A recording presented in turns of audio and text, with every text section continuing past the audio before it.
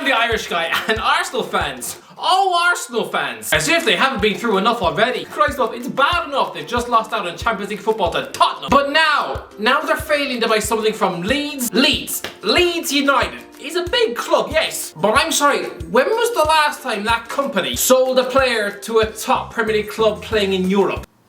What?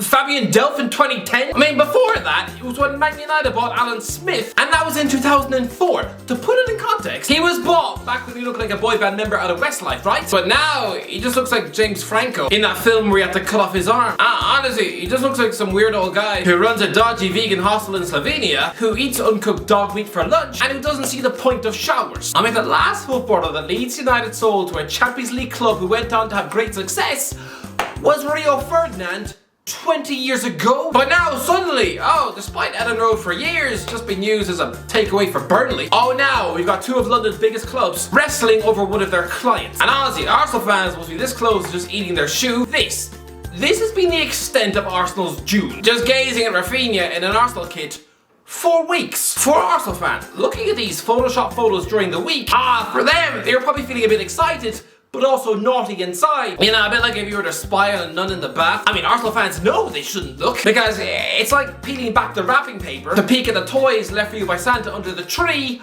on Christmas Eve. Oh, you think it's a Monster Fire truck or PlayStation 5?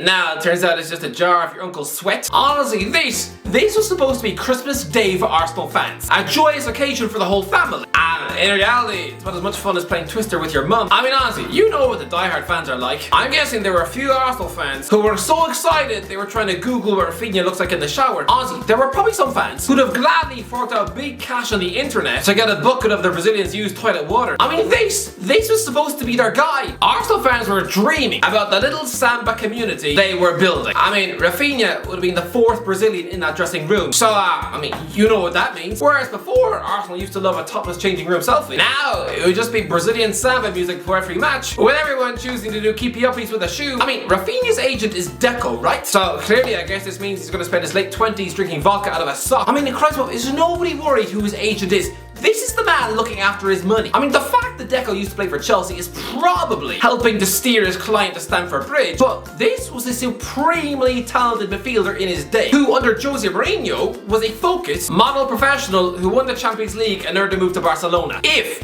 he instead followed Mourinho to Chelsea in 2004, then lads, I promise you, I have no doubt that right now we would all be speaking about this guy as one of the greatest midfielders of all time. But instead, he goes off to hang out with Ronaldinho, probably spending every weekend hitting on barmaids and drinking whiskey out of a nightclub toilet, turning up the training drunk and having to be expelled from the club by Pep Guardiola. I mean, don't forget, what a Porto. This man was scoring nearly 20 goals a season from midfield, but most of his time at the Nou Camp, the end product of a half-eaten sausage roll. But I mean, that's what happens when your kidneys stink of rum. And Raphinha, partying is in this boy's blood. I mean, this guy was attending Ronaldinho's birthday party as a child. Yeah, Ronaldinho has since been to prison, so a future convict inviting children to his birthday seems very Michael Jackson. And shocking the fact that he's got Deco as his mentor.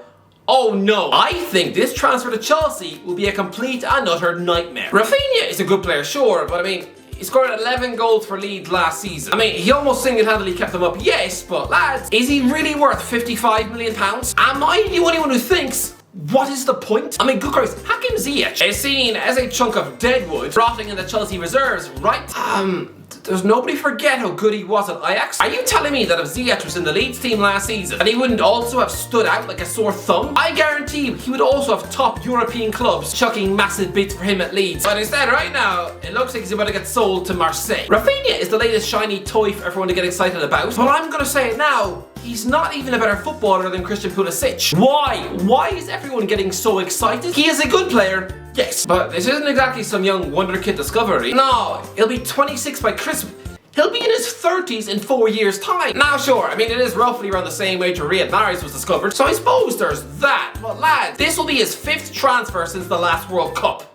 5th. Clearly he's about as loyal as Tiger Woods in a strip club. I don't care what anyone says. This man is not a purebred goal scorer. This guy has had one monster goal scoring season in his life. One. When he put up 18 goals in one season for Vitoria Guimarães. But guess what, lads? Marcus Edwards is a goal-scoring phenomenon for Vittoria Di Gamares, and he's a Tottenham and Norwich reject who's about 27th choice in the pecking order for the England right wing. And the season before that, Raphinha just got 4 goals for them in the league. And the season after, 4 goals for Sporting Lisbon in the league.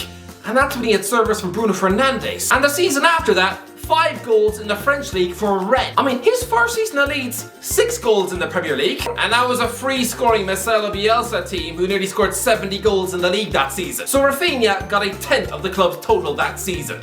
It's not that good. And just last season, if you exclude penalties, then 7 goals from open play.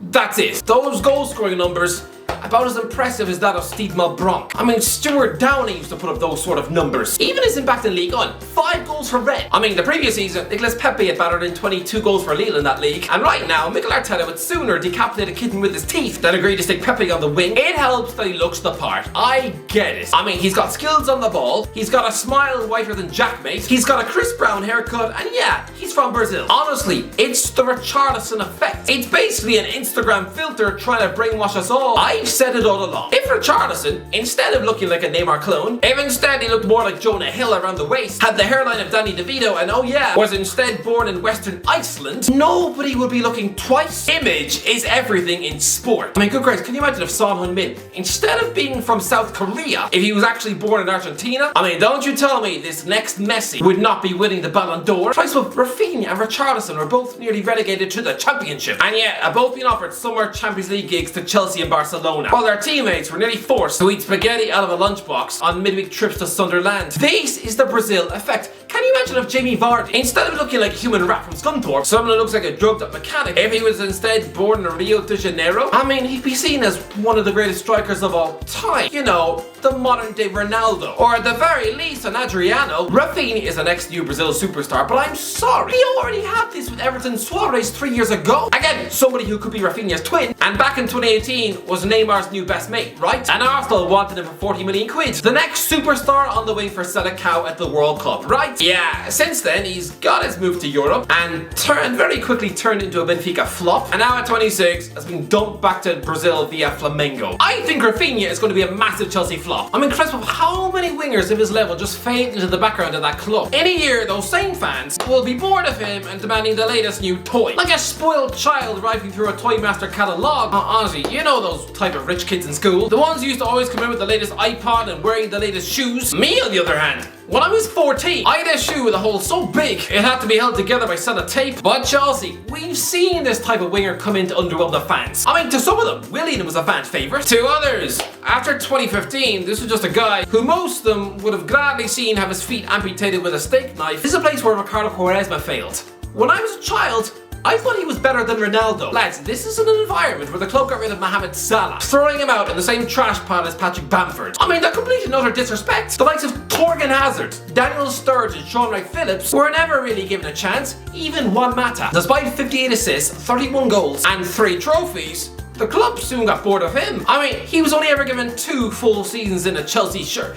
What? This time next year, trust me, Raphinha is going to be a Chelsea bench warmer and suddenly linked with a £20 million move to AC Milan. Trust me, this isn't going to go well. For Arsenal though, this must be embarrassing. Because this is a club who must hate Chelsea with a furious passion. I mean, Christ, well, you were a club who gave Chelsea arguably the best left back of all time and for just 5 million quid. In return, 15 years later, Chelsea gave you Willian. They might as well have given you a case of genital warts. I'm sorry, but it's like trick-or-treating. And instead of being given a Maltesers and a Toblerone, you have some weird old woman handing you a bag of her cat's poo. Oh yeah, and I almost forgot when Chelsea gave them Petr Cech when they were done with him. And again, that's like being given someone's lunch after they've already spent 10 years chewing it in their mouth. In 2014, Cech now with the reflexes of wet toast. And lads, that same summer, Chelsea were buying Cesc Fabregas. I mean, instantly deleting his Arsenal legend status. I mean, was he also a used up donut like Cech? No. In his debut season, he helped Chelsea win the league and had already 15 assists in the bag by Christmas. I mean, you can't say you weren't warned. One of Chelsea's first ever actions when they got that big money takeover in 2003 was to stick in a £50 million bid for Thierry Henry. Ludicrous, right? Trying to break up the Invincibles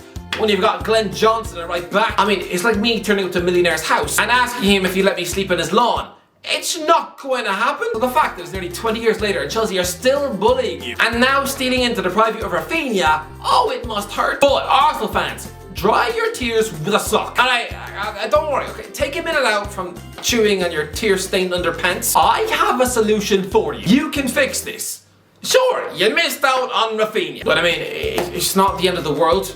You will learn to love again. Just stick on a James Arthur album and you'll be fine in 2 hours. I mean, there is a better player waiting for you at Newcastle. Alan Saint-Maximin is the best dribbler in the Premier League. I mean, remember how Sadio Mane needed to move from Southampton to a better team to allow him to explode into a world star? I'm convinced if Arsenal come in with a £60 million offer, then Saint-Maximin might just force through a move to get himself into France's World Cup squad. I mean, this man is Eden Hazard levels of quality in his feet. If Mikel Arteta can coach him to finish, then lads, a front three of Bukayo Saka, Gabriel Jesus, and Alan Saint-Maximin, I'm calling it, would suddenly be the most dangerous front three in the league outside Man City. Raphinha is good, but we've seen hundreds of Raphinhas in the Premier League. Christ, well, he's not even anywhere near as good as peak Hassan Ben Arfa. I mean, I think he proved that when he couldn't outscore him at bench. Dry your tears, Arsenal fans. Go out there and buy Saint-Maximin. Problem solved? Anyway, that's for what do you think? Let me know in the comments. What do you think Arsenal should do? Let me know. Will Raphinha do well at Chelsea? Enjoy the video. Don't forget to subscribe as always. I'll talk to you in a while.